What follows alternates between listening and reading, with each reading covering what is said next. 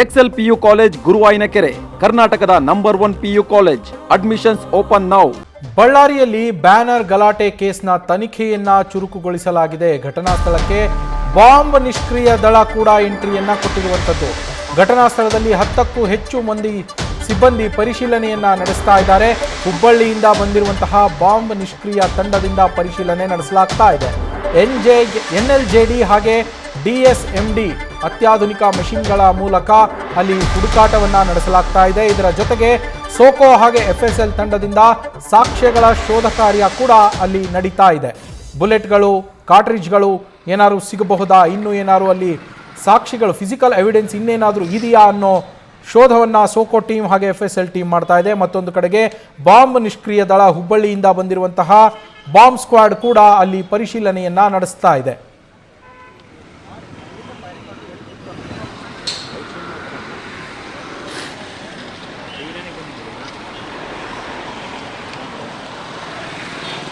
ದೃಶ್ಯಗಳಲ್ಲಿ ಗಮನಿಸ್ತಾ ಇದ್ದೀರಾ, ಬಾಂಬ್ ನಿಷ್ಕ್ರಿಯ ದಳ ಅಲ್ಲಿ ಸ್ಫೋಟಕಗಳಿಗಾಗಿ ಶೋಧವನ್ನು ನಡೆಸ್ತಾ ಇರುವಂಥದ್ದು. ಘಟನೆ ನಡೆದಂತಹ ದಿನ ಅಥವಾ ಅದರ ನಂತರ ಅಲ್ಲಿ ಯಾವುದಾದ್ರೂ ಸ್ಫೋಟಕಗಳೇನಾದರೂ ಇದೆಯಾ ಅನ್ನೋ ಪರಿಶೀಲನೆಯನ್ನು ಬಾಂಬ್ ಸ್ಕ್ವಾಡ್ ಮಾಡ್ತಾ ಇದೆ. ಯಾಕೆಂದರೆ ಖುದ್ದು ಮಾಜಿ ಸಚಿವರು ಆಗಿರುವಂತಹ, ಶಾಸಕರು ಆಗಿರುವಂತಹ ಜನಾರ್ದನ್ ರೆಡ್ಡಿ ಅವರು ತಮ್ಮ ಲೈಫ್ಗೆ ಥ್ರೆಟ್ ಇದೆ ಅಂತ ಆರೋಪಿಸಿದರು.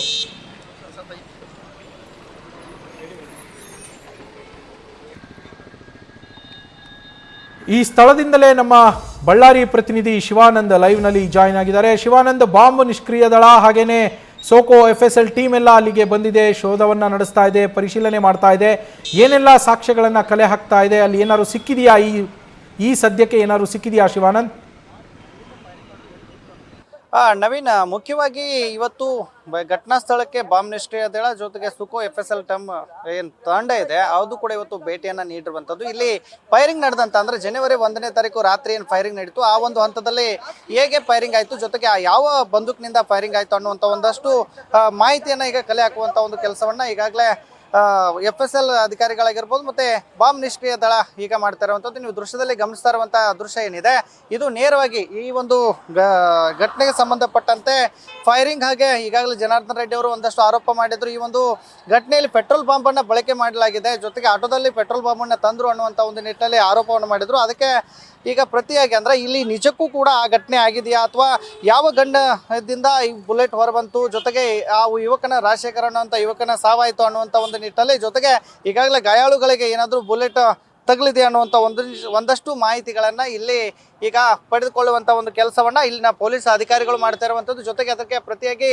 ಇಲ್ಲಿ ಇರ್ತಂತ ಏನು ಒಂದಷ್ಟು ಯಂತ್ರೋಪಕರಣಗಳಂದ್ರೆ ಆ ಬುಲೆಟ್ ಏನು ಮಾಡೆಲ್ಗಳಿದ್ದಾವೆ ಅದನ್ನ ಪತ್ತೆ ಹಚ್ಚುವಂಥ ಒಂದು ಕೆಲಸವನ್ನ ಈಗಾಗಲೇ ಇಲ್ಲಿನ ಬಾಂಬ್ ನಿಷ್ಕ್ರಿಯ ದಳ ಮಾಡ್ತಾ ಇದ್ದಾರೆ. ಜೊತೆಗೆ ಒಂದಷ್ಟು ಸಾಕ್ಷ್ಯಗಳನ್ನ ಅಂದ್ರೆ ಈ ಘಟನೆಗೆ ಸಂಬಂಧಪಟ್ಟಂತೆ ಪೂರಕವಾದಂಥ ಏನು ಭೌತಿಕ ವಸ್ತುಗಳಿದಾವೆ, ಆ ಒಂದು ಘಟನೆಗೆ ಬಳಸಿದಂಥ ಭೌತಿಕ ವಸ್ತುಗಳು ಇನ್ನೇನಾದ್ರೂ ಬೇರೆ ಸ್ಥಳಗಳಲ್ಲಿ ಸಿಗಬಹುದು ಅನ್ನುವಂಥ ಒಂದು ನಿಟ್ಟಿನಲ್ಲಿ ಈಗ ಸುಕೋ ತಂಡ ಪರಿಶೀಲನೆ ಕೂಡ ಮಾಡ್ತಾ ಇರುವಂಥದ್ದು. ಅಂದ್ರೆ ಕೇವಲ ಈ ಒಂದು ರಸ್ತೆಯಲ್ಲಿ ಸಾವಿರಾರು ಯುವಕರು ಬಂದ್ರು, ಎರಡೂ ಕಡೆಯಿಂದಲೂ ಕೂಡ ಸಾಕಷ್ಟು ಗಲಾಟೆ ಆಯಿತು, ಜೊತೆಗೆ ಗಲಭೆ ಆಯಿತು.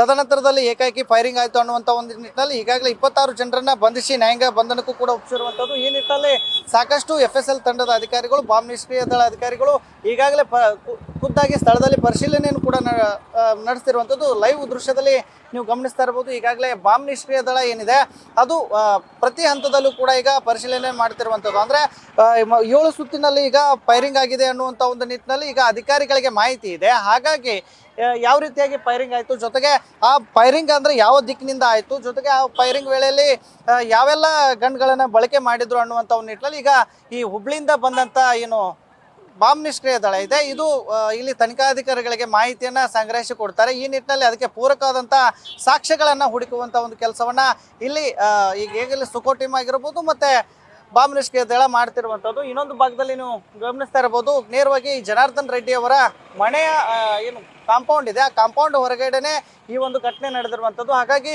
ಅವರ ಮನೆಯನ್ನ ಗುರಿಯಾಗಿಸಿಕೊಂಡು ದಾಳಿ ಮಾಡಿದ್ರು ಅನ್ನುವಂಥ ಒಂದು ನಿಟ್ಟಿನಲ್ಲಿ ಜನಾರ್ದನ್ ರೆಡ್ಡಿ ಅವರು ಆರೋಪ ಮಾಡಿದ್ರು. ಈ ನಿಟ್ಟಿನಲ್ಲಿ ಒಂದಷ್ಟು ಖಾಸಗಿ ಗನ್ಮ್ಯಾನ್ಗಳನ್ನ ವಶಕ್ಕೆ ಪಡೆದು ವಿಚಾರಣೆ ನಡೆಸುವಂಥ ಒಂದು ಕೆಲಸವನ್ನ ಈಗಾಗಲೇ ಪೊಲೀಸ್ ಅಧಿಕಾರಿಗಳು ಮಾಡ್ತಾ ಇರುವಂಥದ್ದು. ಹಾಗಾಗಿ ಒಟ್ಟಾರೆಯಾಗಿ ಈ ಒಂದು ಪ್ರಕರಣಕ್ಕೆ ಸಂಬಂಧಪಟ್ಟಂತೆ ಈಗ ರೋಚಕ ತಿರುವು ಕೂಡ ಈಗ ಸಿಗ್ತಾ ಇರುವಂಥದ್ದು. ನವೀನ್.